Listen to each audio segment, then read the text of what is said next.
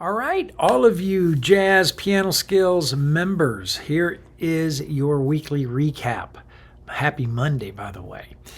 So, okay, last week we started a new month at Jazz Piano Skills, and with every new month means a new tune study. And this month we are taking a look at the George Gershwin classic, Embraceable You. So, as we do with every tune study, we do a harmonic analysis, week 1, week 2, melodic analysis, week 3, improvisation development, week 4, solo piano approaches. So we kicked things off this last week with our harmonic analysis last Tuesday with the release of the podcast episode. And so if you have your lead sheets in front of you from your podcast packets, that would be great because I'm just going to walk through those quickly in this recap and then model for you the voicings that we talked about in the podcast episode as well as discussed in the masterclass on Thursday evening.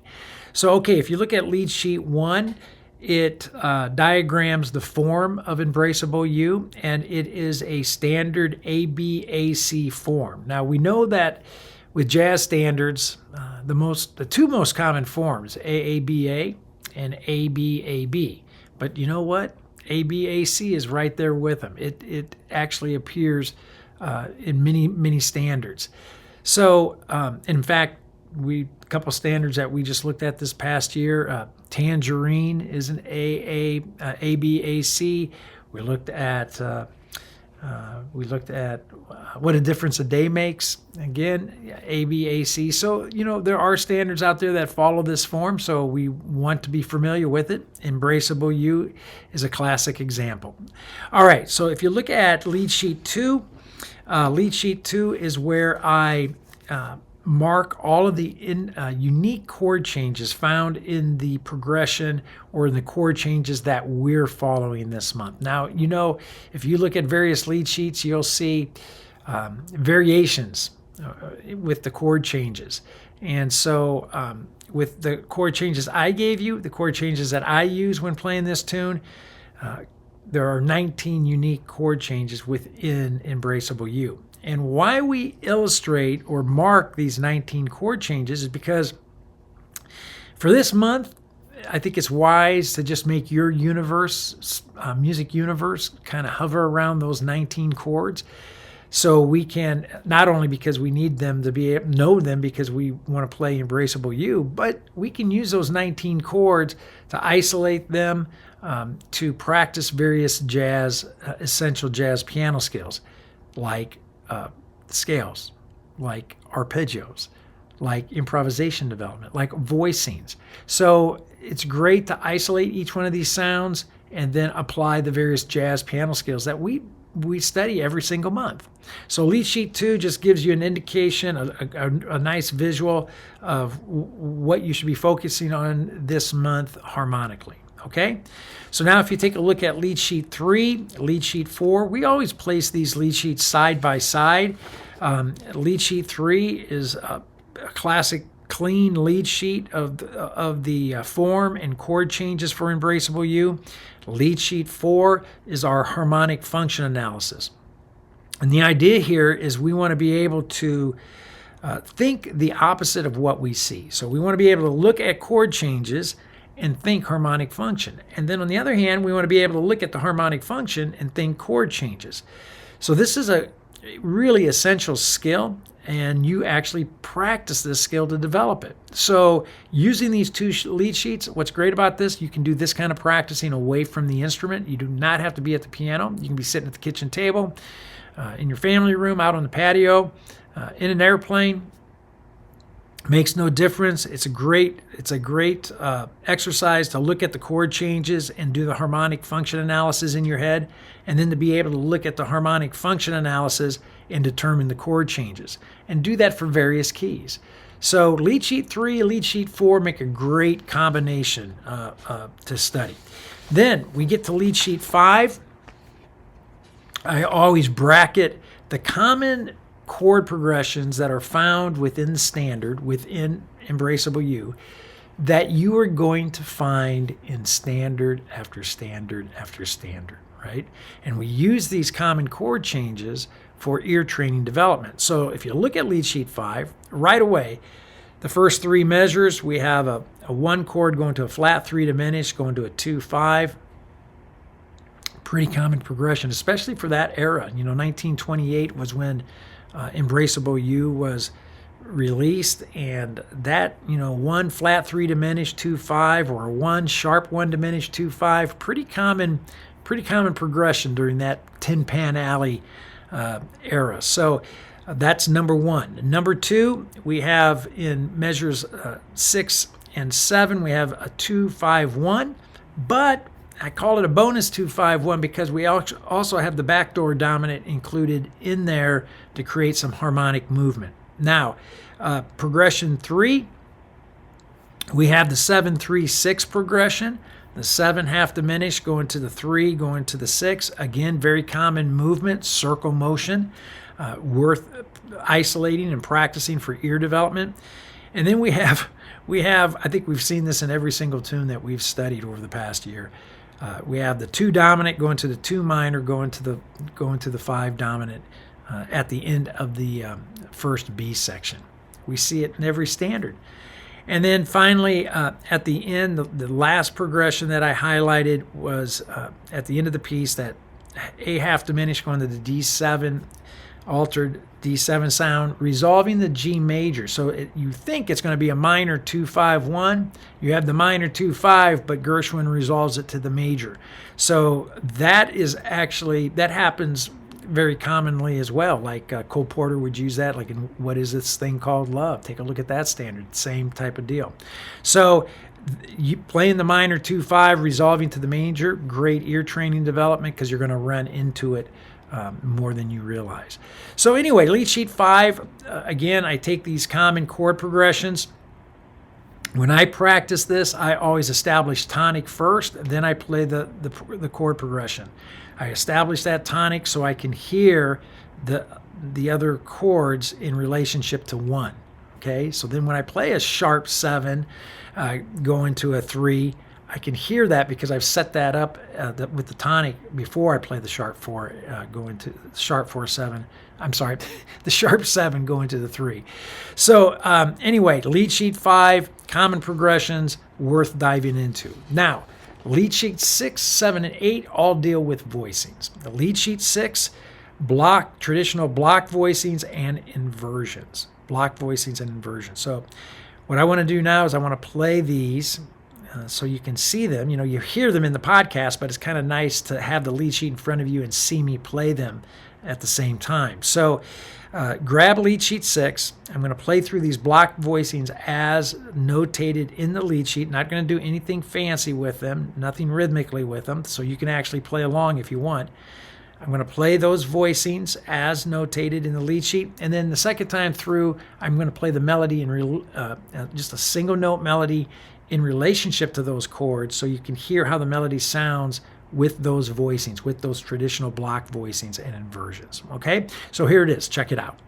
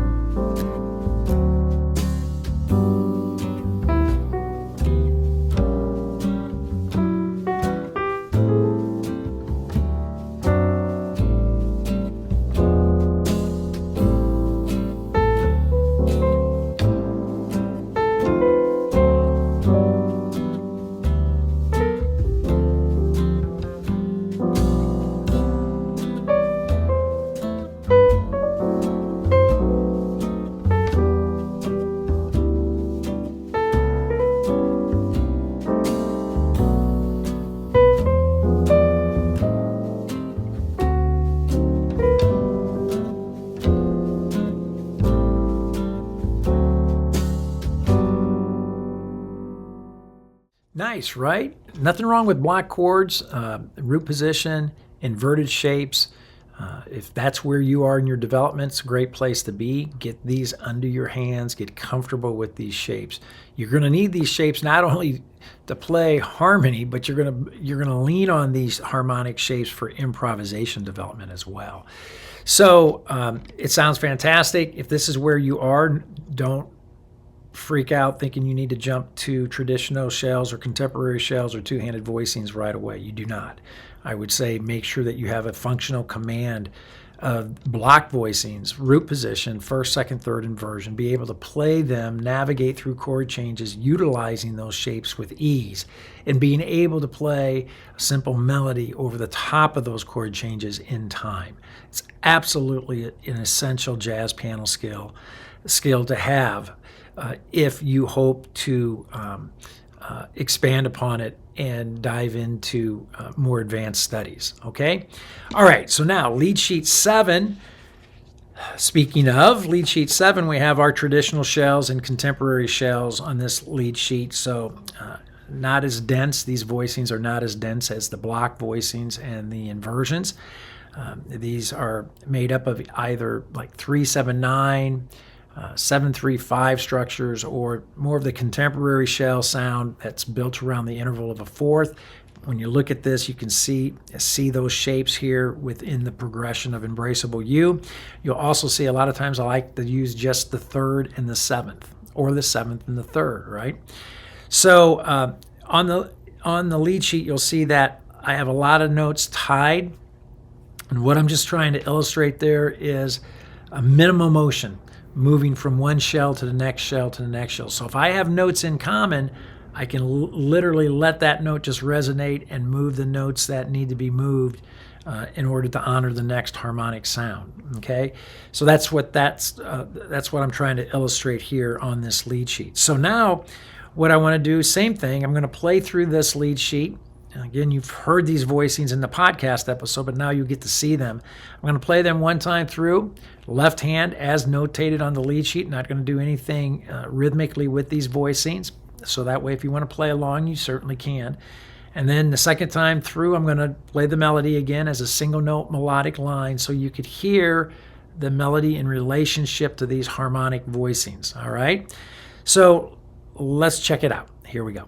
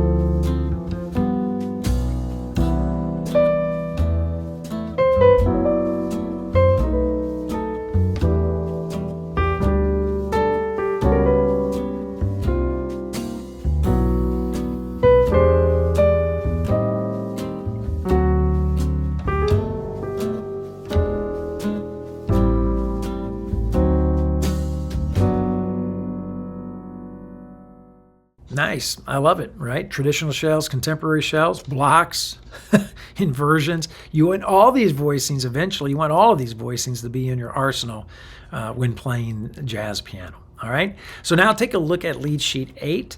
Lead sheet 8 are my two-handed voicings spread out across both hands. If you look at the lead sheet, you'll see I use primarily 5-note shapes, structures, 2 in the left, 3 in the right. Of course, there are different ways to do this, but this is the process or the system that I have adopted over the years and that I use when playing.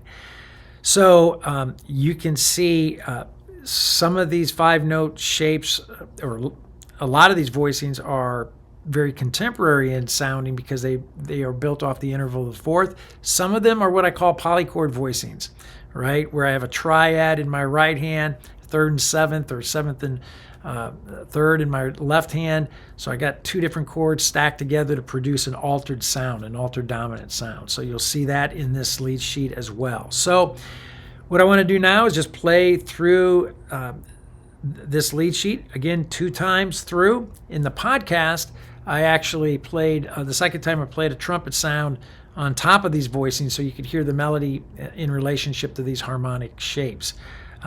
Today, I'm going to just play through Embraceable You 2 times using these two-handed voicings. Not going to do anything, again, rhythmically with these voicings, so if you want to play along, you certainly can. So here we go. Check it out.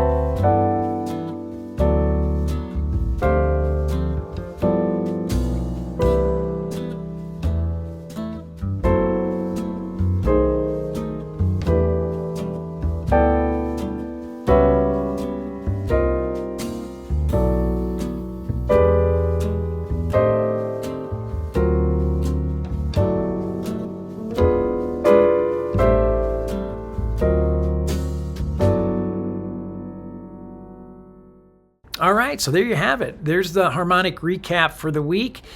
It was a great week. It was great seeing everybody in the Thursday evening masterclass. Tomorrow we kick off an entirely new study, and with Embraceable You, we turn our attention to the melody side of things. So we're going to do a melodic analysis tomorrow, look at the melody, transcribe it to the best of our ability using our ears, and we will then look at phrases within that melody. We will look at target notes and guide tones within those phrases, and then of course we always like to apply the melody or play the melody using 3 standard jazz treatments: a ballad, a bossa nova, and a swing groove. So we'll do all of that tomorrow with the podcast episode, with the release of the podcast episode. And then Wednesday, there will be a quick tip YouTube video released. Thursday, we'll gather for the masterclass as always, Thursday evening. Friday, another quick tip YouTube video. Saturday will be the blog, the written recap blog that is released on Saturday mornings. Certainly hope you're getting those and enjoying those written recaps of the week as well. And then I'll see you back here next Monday with another video recap. All right, so we got a lot to get done this week, no doubt about it. We're not going to let grass grow under our feet, so it's time to get busy. It's time to discover, learn, and play Embraceable You. We'll see you tomorrow on the podcast.